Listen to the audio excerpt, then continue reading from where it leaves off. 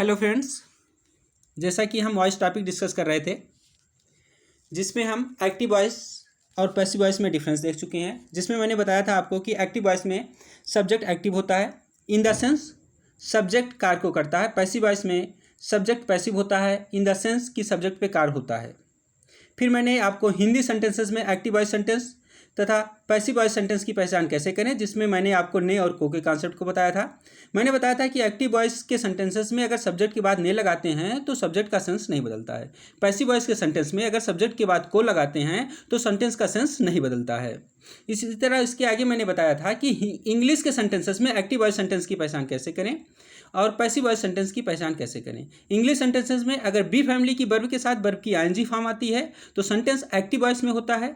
अगर B family की verb के साथ वर्ब की थर्ड फॉर्म आती है तो सेंटेंस पैसिव वॉइस में होता है। फिर उसके बाद मैंने आपको सेंटेंसेस में सब्जेक्ट और ऑब्जेक्ट की पहचान कैसे करें, उसमें मैंने आपको फिर सब्जेक्ट को ऑब्जेक्ट में कन्वर्जन बताया।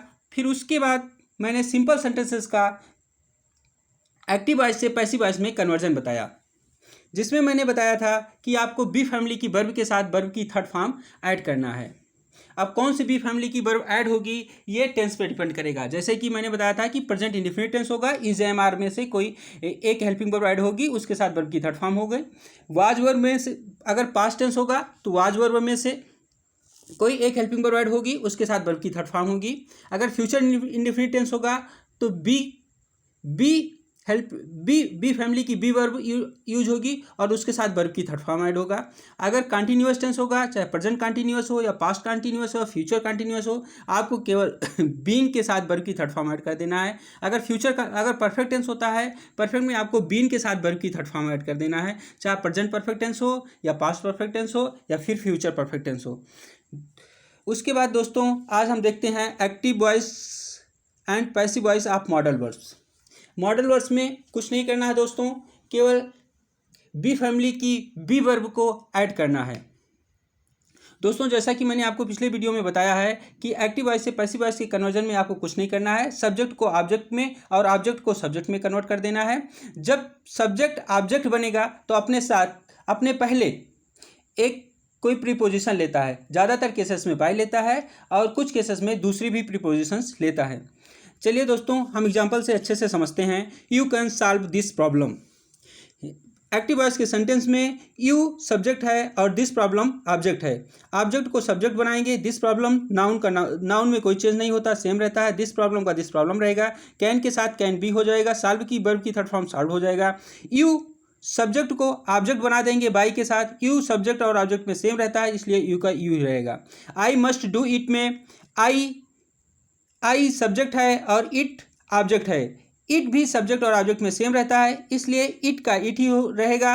और मस्ट के साथ बी लगा के वर्ब की थर्ड फॉर्म डू का थर्ड फॉर्म डन हो जाएगा, मस्ट भी डन हो जाएगा। बाई के साथ एक्टिव वॉइस के सब्जेक्ट को ऑब्जेक्ट में कन्वर्ट कर देंगे, आई का ऑब्जेक्ट में कन्वर्जन मी हो जाएगा। इसी तरह दोस्तों अदर मॉडल ऑक्सिलरी वर्ब्स जैसे can, could, may, might, shall, should, will, would, must, ought to, use to, not to, need not, dare not का में आपको बी ऐड कर देना है। बी फैमिली की बी वर्ब को ऐड करके वर्ब की थर्ड फॉर्म लगा देनी है।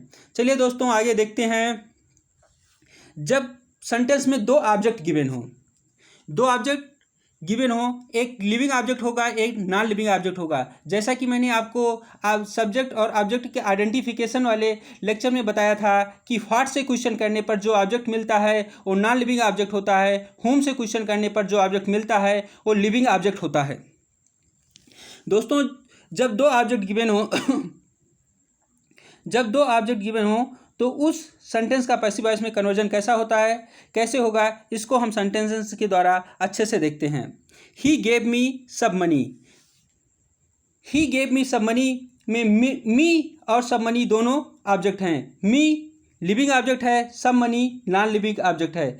दोस्तों मैं बता दूं आपको कि मी को भी सब्जेक्ट बना के पैसिव वॉइस बनाया जा सकता है, सब मनी को भी सब्जेक्ट बना के पैसिव वॉइस बनाया जा सकता है। इसमें केवल डिफरेंस इतना है कि जब मी को हम सब्जेक्ट बना देंगे तो सब मनी को बिना किसी प्रीपोजिशन के भी ऐड कर सकते हैं, लेकिन जब किसी लिविंग ऑब्जेक्ट को मुझे ऐड करना होगा वर्ब के बाद तब मुझे टू प्रीपोजिशन की ज़रूरत होगी। इसलिए जब हम सब मनी को ऑब्जेक्ट बना देंगे, तब जब मुझे मी ऐड करना होगा तो उसके पहले एक प्रीपोजिशन टू की ज़रूरत होगी। चलिए इसे हम और अच्छे से देखते हैं।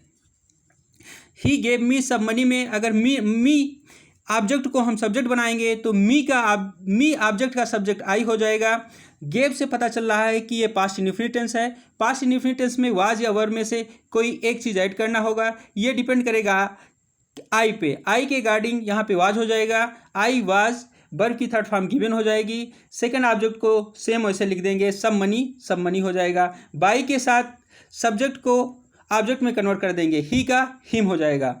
चलिए अब दूसरे ऑब्जेक्ट को सब्जेक्ट बनाते हैं। अब सब मनी को हम सब्जेक्ट बनाएंगे, सब मनी का सब मनी ही रहेगा। सब मनी के गार्डिंग वाजिज हो जाएगा, वर्ब की थर्ड फॉर्म गिवन रहेगी। लेकिन अब मुझे जो दूसरा ऑब्जेक्ट मी है, मी को ऐड करने से पहले उसके पहले टू प्रीपोजिशन लगाना पड़ेगा। उसके बाद बाई के साथ एक्टिव वॉइस के सब्जेक्ट को पैसिव वॉइस का ऑब्जेक्ट बना देंगे, ही का हिम हो जाएगा। चलिए दोस्त अगला सेंटेंस देखते हैं। You presented her a ring में यू सेंटेंस का सब्जेक्ट है, हर सेंटेंस का लिविंग ऑब्जेक्ट है, अ रिंग सेंटेंस का नॉन लिविंग ऑब्जेक्ट है। चलिए हम पहले इस सेंटेंस में नॉन लिविंग ऑब्जेक्ट को पैसिव वॉइस का सब्जेक्ट बनाते हैं। अ रिंग प्रेजेंटेड से पता चल रहा है कि यह सेंटेंस पास्ट इंडेफिनिट टेंस में है। पास्ट इंडेफिनिट टेंस में वाज या वर में से कोई एक हेल्पिंग वर्ब यूज होगी। ए रिंग के अकॉर्डिंग यहाँ पे वाज यूज हो जाएगा। प्रेजेंटेड का थर्ड फॉर्म भी प्रेजेंटेड ही रहेगा। इसके बाद क्या कहते हैं, हर को जोड़ने के लिए उसके पहले मुझे प्रीपोजिशन टू लगाना पड़ेगा, क्योंकि हर एक लिविंग ऑब्जेक्ट है। लिविंग ऑब्जेक्ट को जोड़ने के लिए उसके पहले प्रीपोजिशन लगानी पड़ती है। बाई के साथ एक्टिव वॉइस के सब्जेक्ट को पैसिव वॉइस का ऑब्जेक्ट बना देंगे, यू का यू ही रहेगा। चलिए अब हम दूसरे ऑब्जेक्ट को सब्जेक्ट बनाते हैं। हर ऑब्जेक्ट को जब सब्जेक्ट बनाएंगे तो हर का सी हो जाएगा। सी के गार्डिंग भी वाज ही रहेगा, सी वाज प्रेजेंटेड का प्रेजेंटेड ही रहेगा।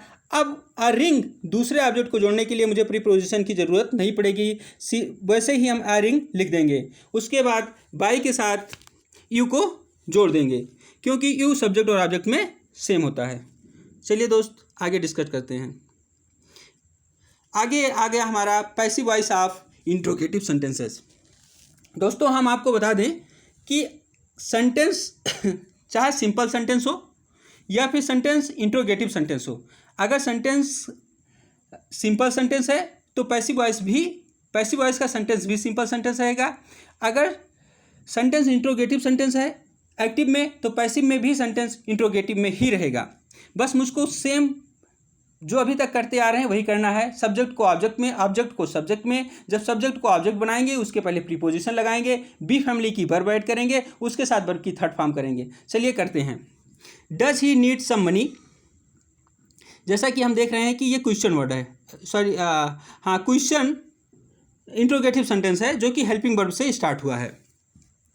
तो जो पैसिव वॉइस का सेंटेंस बनेगा वो भी इंट्रोगेटिव सेंटेंस ही रहेगा।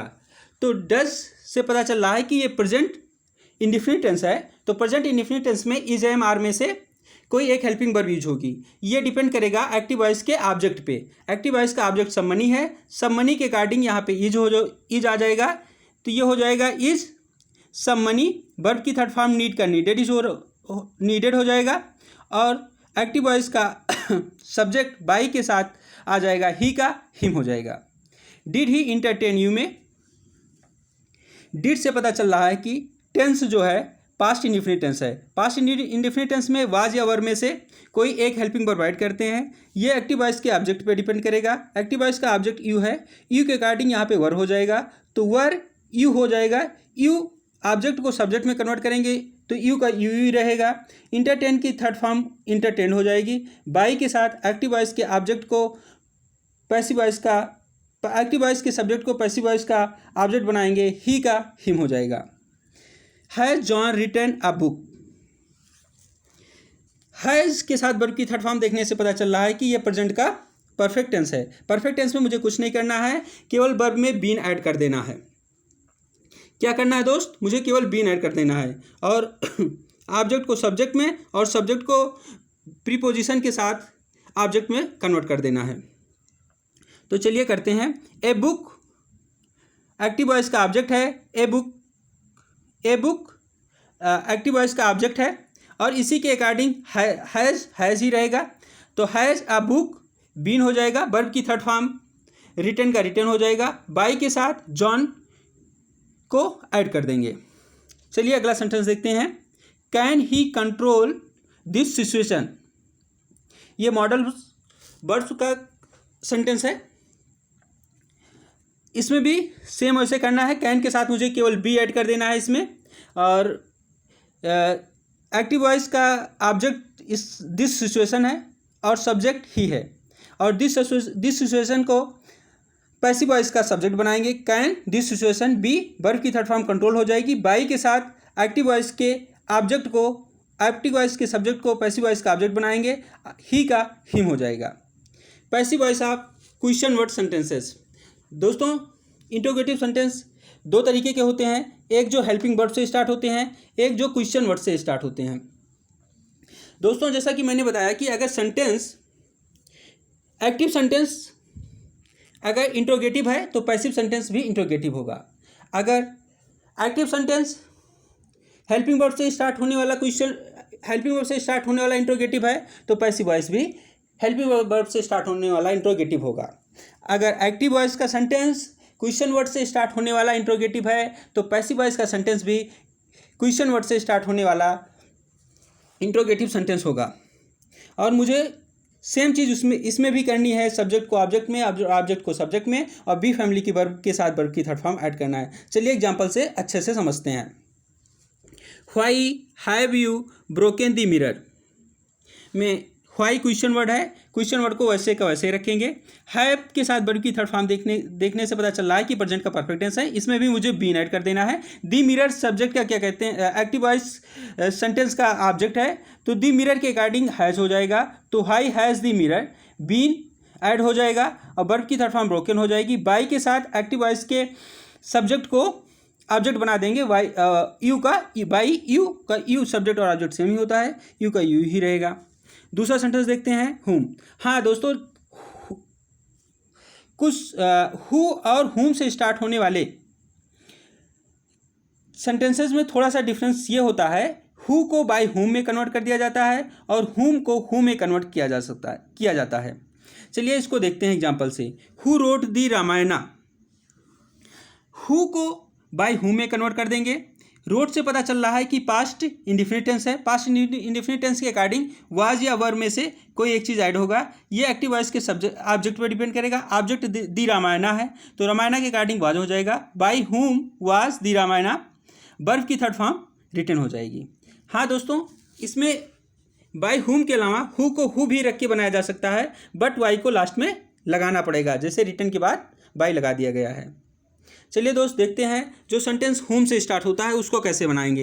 हुम हैव यू इनवाइटेड, हुम को कुछ नहीं करना है, जैसे हु को बाय हुम में कन्वर्ट किया गया था वैसे हुम को केवल हु में कन्वर्ट कर देना है।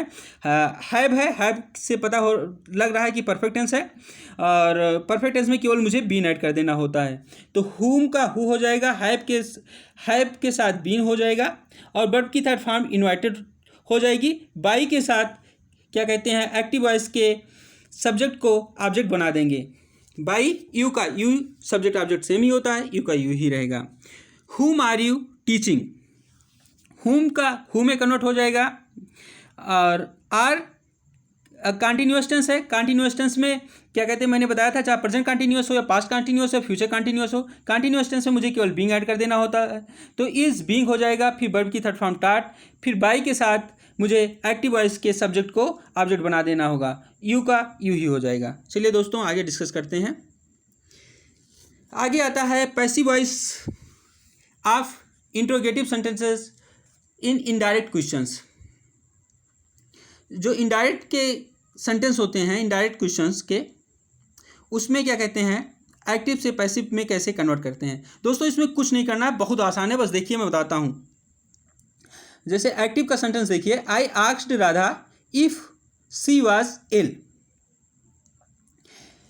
इसमें आई आस्क्ड राधा, आस्क्ड से पता चल रहा है कि ये सेंटेंस वर्ब की सेकंड फॉर्म यूज होगी।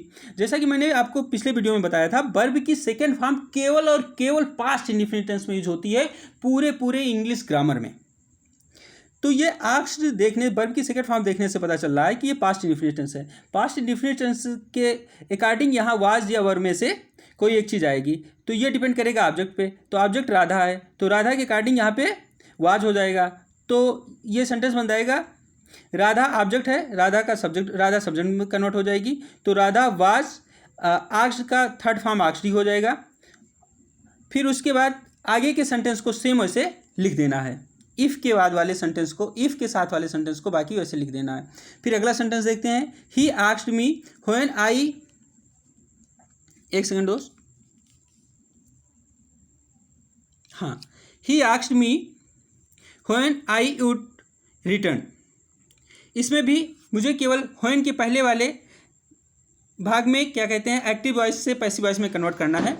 तो ही आस्क्ड मी में मी ऑब्जेक्ट हो जाएगा, मी को सब्जेक्ट में कन्वर्ट कर देंगे आई, और वर्ब की सेकंड फॉर्म से पता चल रहा है कि पास्ट इंडेफिनिट टेंस है, इसलिए यहाँ भी आई के साथ वाज ही हो जाएगा, आस्क्ड का थर्ड फॉर्म आस्क्ड ही हो जाएगा। फिर व्हेन के बाद सेम सेंटेंस को लिख देंगे। दोस्तों आज यहीं तक। मुझे पूरी उम्मीद है कि आपको बहुत अच्छे से समझ में आया होगा और मज़ा भी आई होगी। दोस्तों आपको अगर अच्छा लगा हो तो लाइक करें, शेयर करें, सब्सक्राइब करें और बेल आइकन भी प्रेस करें।